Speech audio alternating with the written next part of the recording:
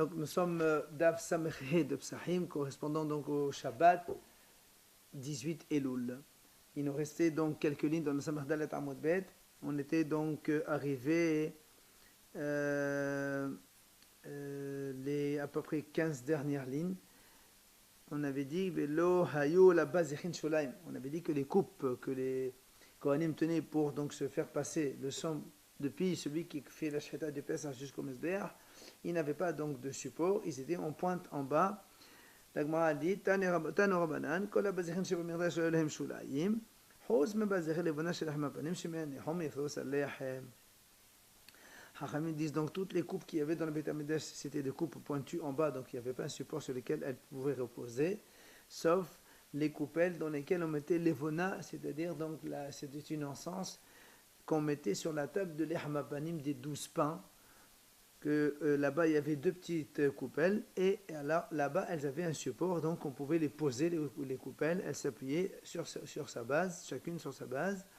Et pourquoi on ne les mettait pas pointues? Tout simplement parce que si on les met, après elles vont pencher d'un côté à d'un autre, et bien donc si elles penchent d'un côté vers là où il y a le pain, comme le pain était en forme de U, en forme de bateau, elles vont l'écraser, et donc il va se casser le pain. C'est pour ça qu'on devait mettre des coupelles plates. Shahat Israël, après la Mishnah elle a dit que donc c'est Israël qui fait la shechita, donc de l'agneau de Pessah, ensuite le Kohen il vient et il réceptionne le sang. La Gemara a dit, là c'est guerre de la Israël. Et la Gemara a dit, pourquoi la Mishnah nous dit Israël et pourquoi ça ne peut pas être un autre que Israël? Alors la Gemara a dit, non, la Mishnah, justement, elle est en train de nous apprendre que la shechita avec un étranger, c'est-à-dire un Israël qui n'est pas Kohen, elle est cachère. Alors qu'à partir de la Kabbalah, c'est obligatoirement un Kohen qui doit servir. Avant cela, donc, la Mishnah nous apprend qu'un Israël, il peut faire la shechita.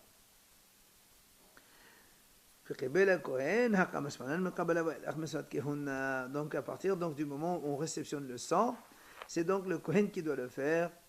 Et au-delà, c'est toujours les Kohanim qui doivent servir. Après, on a dit dans la Mishnah, on a dit donc, puisque donc, les Kohanim ils étaient alignés en chaîne, chacun il passe le verre à l'autre, jusqu'à celui qui est devant le Mesbeach, il l'asperge.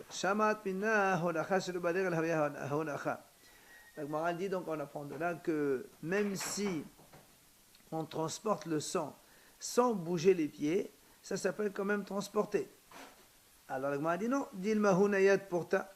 Peut-être qu'il fait un petit pas, il bouge un petit peu. Donc c'est obligé qu'il y ait dans quelques pas à pied et on ne peut pas rester immobile. Alors la Gemara dit donc si il faut bouger avec les pieds, alors pourquoi on met comme cela plein de Kohanim à côté de l'autre et on dit l'un il donne à l'autre? Mais là c'est pour t'apprendre que plus il y a du monde qui serve dans le Beit HaMikdash, et mieux c'est kavod pour Hashem Yitbarach. Après on a dit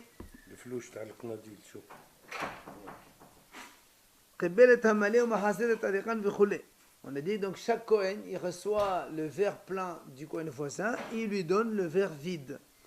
Avalifka, là, la Gemara a dit mais il ne faut pas le contraire, c'est-à-dire il ne commence pas par donner le verre vide et ensuite il prend le plein. Pourquoi? Mais ça y est,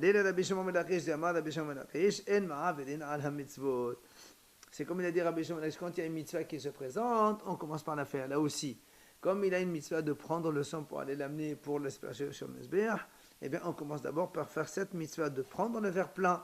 Ensuite, il va donner le verre vide. Donc la Mishnah elle dit ensuite que le Kohen qui est proche devant le Mesbeach, c'est lui qui va faire l'aspersion. Donc on a dit, qui a dit que le Korban Pesach, il faut prendre le sang et l'asperger sur le Mesbeach. Amar Rav Hasda Rabbi Yosef Galilei. C'est l'auteur de cette Mishnah, c'est Rabbi Yosef Galilei, comme on a vu dans une Breta d'Etania. Rabbi Yosef Galilei Omer et damam tizor ala Mesbeach et helbam tartir. À propos des sacrifices, c'est marqué et damam tartir. Et damam, c'est marqué comme ça, tizor ala Mesbeach, donc leur sang au pluriel et helbam, leur graisse interdite au pluriel. Et la Gemara le souligne, damo le nema de la damam, helbo le nema de la helbam. Il n'y a pas marqué damo puisqu'on parlait du bechor. Alors pourquoi on ne dit pas damo, helbo, on parle que d'un seul korban.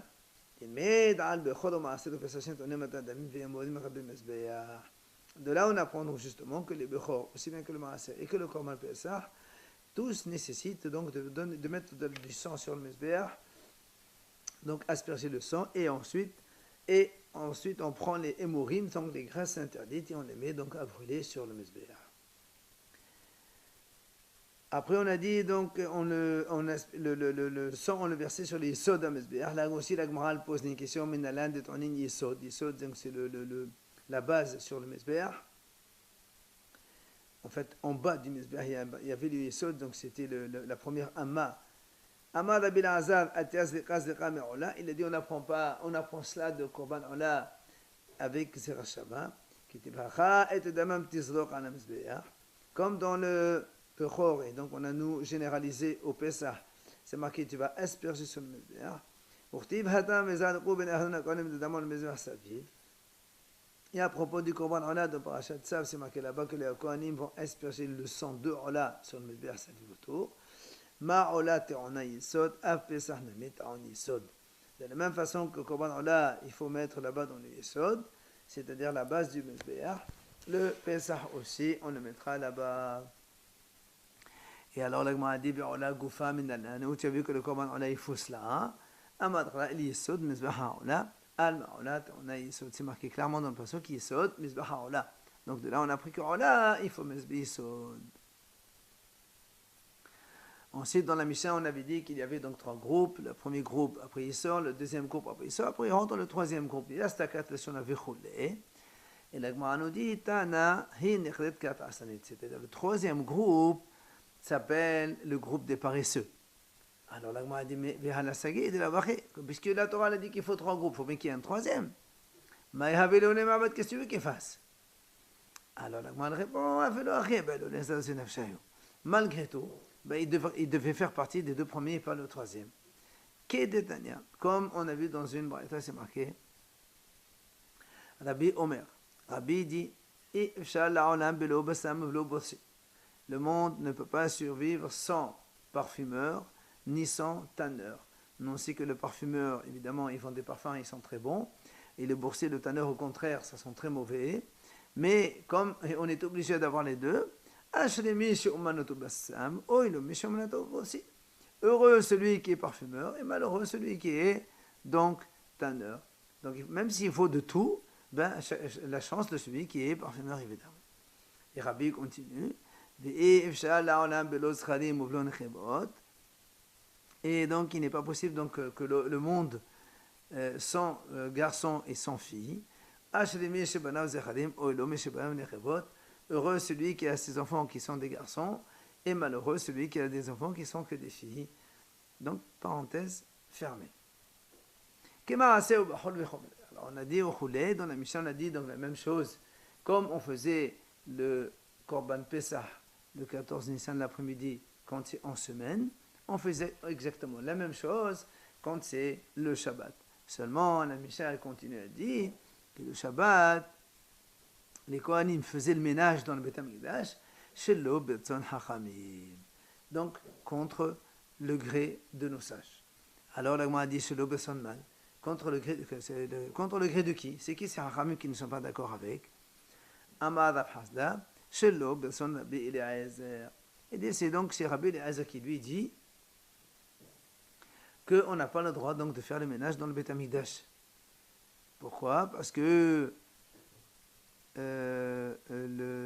selon Rabbi Eliezer, lui il pense que le fait de balayer ou de faire le ménage c'est Hayab Hatat, et comme là on n'a pas besoin, donc c'est assourd, c'est pour ça que lui donc il n'est pas d'accord, et les Kohanim le faisaient donc contre sa volonté. Des Irabanan,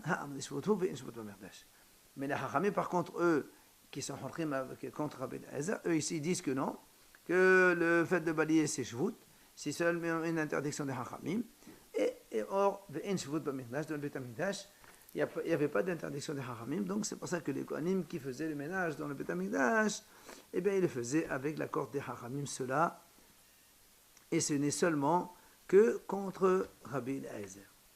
Maïhi, la Gemara nous ramène justement cette mahnok entre Rabbi Eliezer et les Hachamim. La Détania, la Braïta enseigne, Had ha'cholev me'chabes me'chabed. Si quelqu'un il traite le lait d'une vache.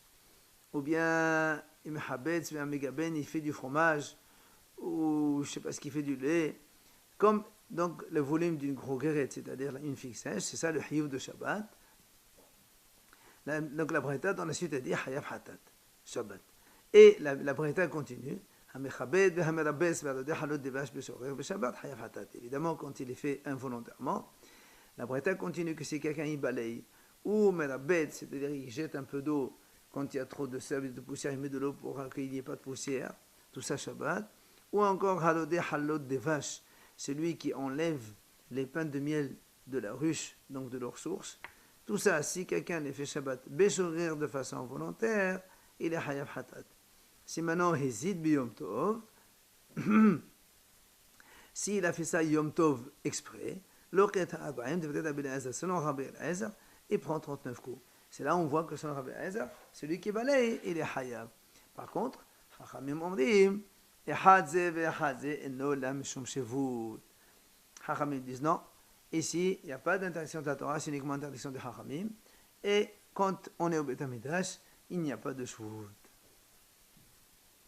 Alors, il vient Rav Ashi, il dit non, je peux te dire aussi que le Kohanim qui faisait le ménage dans le Beth Amikdash avait de Pessah contre Satan Shabbat, c'était aussi contre la vie des Chachamim, donc les autres Chachamim. Et mais pourtant, les Chachamim ont dit que shvut c'est mutar. Il dit non, ça va comme Rabbi Nathan. Qu'est-ce qu'il a dit? Il dit Tanya Rabbi Nathan Omer, shvut slicha hitiru, shvut shena slicha no hitiru. Rabbi Nathan il dit quand est-ce que les Chachamim ont dit que shvut c'est mutar dans le Beth Amikdash? Quand c'est un shvut dont on a besoin pour le Shabbat. Mais là, comme on a fini tous les korbanot, c'est un shvut qui est inutile de balayer, de faire le ménage donc là, après avoir terminé tout. Et là, peut-être que les Chachamim diraient aussi que c'est assour.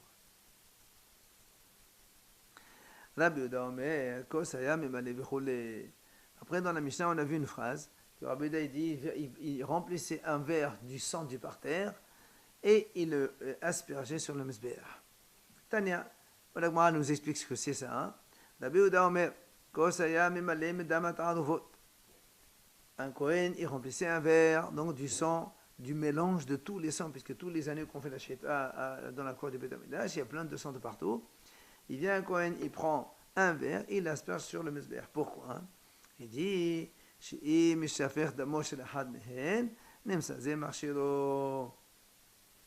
au moins, s'il y a un des Korban Pesach dont le sang s'est renversé par terre, au moins, voilà, en prenant ce mélange de sang, il y a du sang de tous les agneaux, eh bien, il a une aspersion de ce sang-là.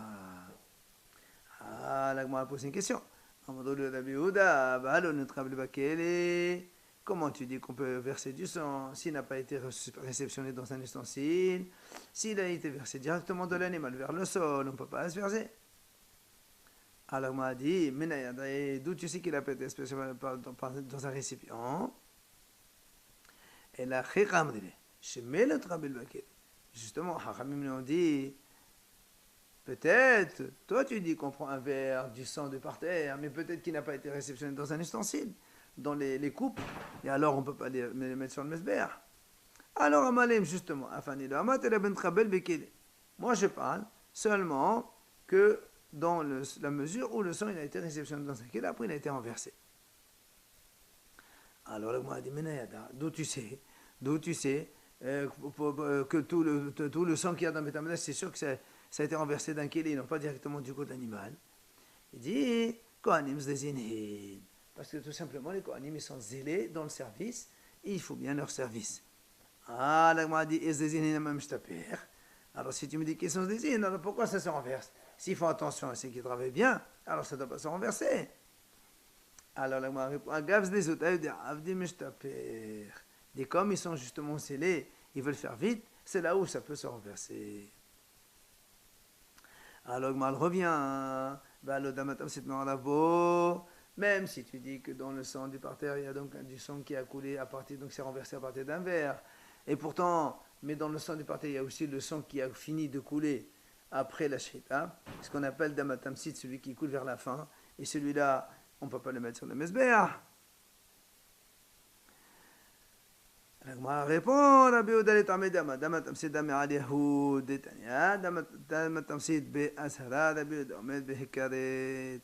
La dit non, Rabbi Yehuda lui pense que même damatamsit aussi, c'est valable pour le mettre sur le Mizbeach. Donc, de ce côté-là, il n'y a pas de problème. Alors, on va poser une question de nouveau. Alors,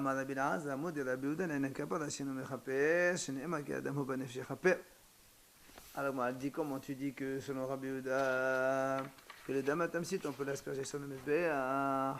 Pourtant, Rabbi Lazar a dit que Rabbi Yehuda, il est d'accord pour la kapara. Eh bien, le Dam Tamsit, il n'est pas mechaper parce qu'il y a marqué dans la Torah Hadam hu ban nefesh mechaper. Et la Chachamim ont dit Dam shehanefesh yos avo mechaper. Le sang avec lequel l'âme de l'animal sort, c'est avec l'animal meurt. C'est ça qui va donc être aspergé. Il va pardonner au propriétaire de l'agneau ou de l'animal. Par contre, Dam shehanefesh yos avo, il ne mechaper. Mais le sang qui vient vers la fin, et donc celui-là, il n'a pas, c'est pas lui qui a donc provoqué la mort de l'animal, il n'est pas mechaper. Alors comment on peut asperger ce sang-là d'Amid sur le Mizbeach? Et là, Rabbi Yehuda, la répond en fait, Rabbi Yehuda, il pense que ça veut dire que même s'il y a un peu de sang qui vient donc d'Aman Nefesh et qui a été renversé d'un ustensile, même s'il se mélange avec d'autres sangs qui sont majoritaires et qui est d'Amadam Tzit, il n'est pas batel, et donc il y a toujours un petit bout dans ce verre-là pour l'asperger. Tania, amalem Rabbi Yehuda Chachamim divrichem, lama pokanta azara. Alors la Braïta dit comme ça que Rabbi Yehuda, il a parlé, donc il s'est adressé à Chachamim. Selon vous,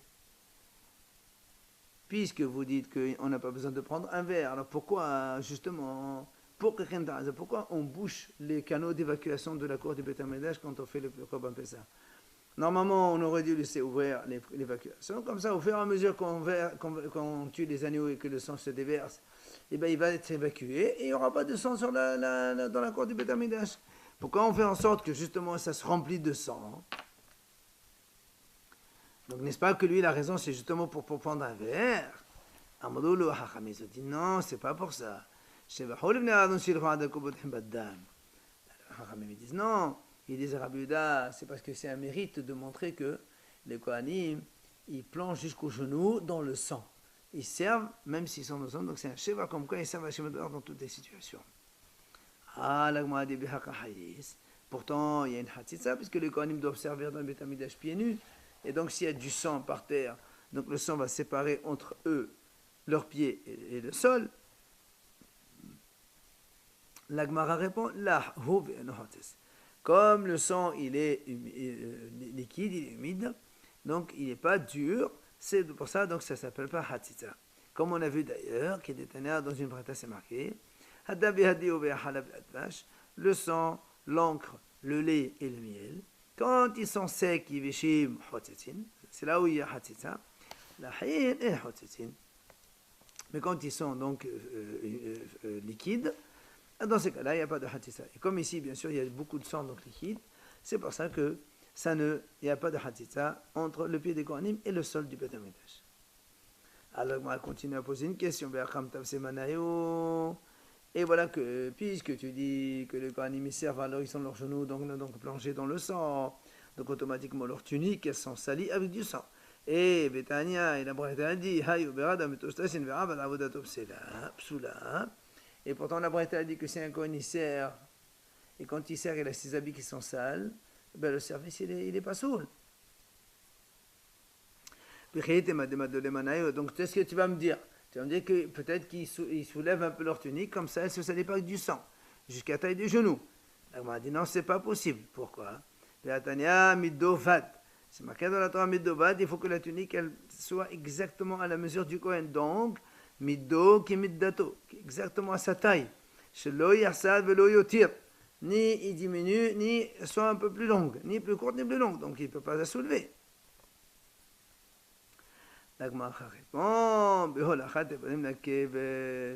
C'est-à-dire, quand est-ce que les Kohanim soulèvent leur tunique? C'est quand ils amènent les membres sur la pente du Mizbeach avant de les mettre sur le Mizbeach, que ça, de la avodahi, ça s'appelle pas un service. Ah, là, on m'a dit comment? Et là, comment tu dis que ça s'appelle pas un service? Avodahi, Si on exige que ce soit un Kohen, obligatoirement qu'il prenne ces morceaux qu'il les met sur la pente avant d'arriver au Mesbéach. Si on exige un Kohen, c'est que c'est un service qui doit être fait par les Kohanim, donc il a bien qualité de service. Détania, comme on a vu dans une braïta qui dit, c'est marqué dans la Torah, donc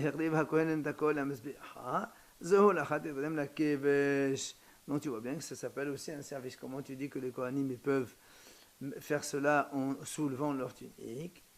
La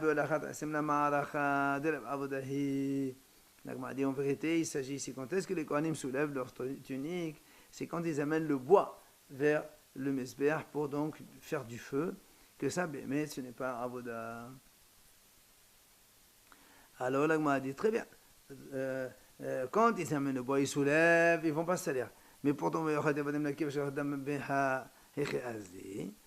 quand ils vont amener la viande ou quand ils vont amener donc, le sang pour l'asperger, ils vont quand même se salir.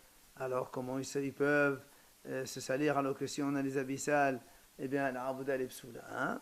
C'est là où la Gemara répond, des masgués à estabé. En fait, ils marchent sur les marches d'escalier qu'il y a dans le Beth Amikdash, et donc ils ne vont pas se salir par le sang qu'il y a dans le sol.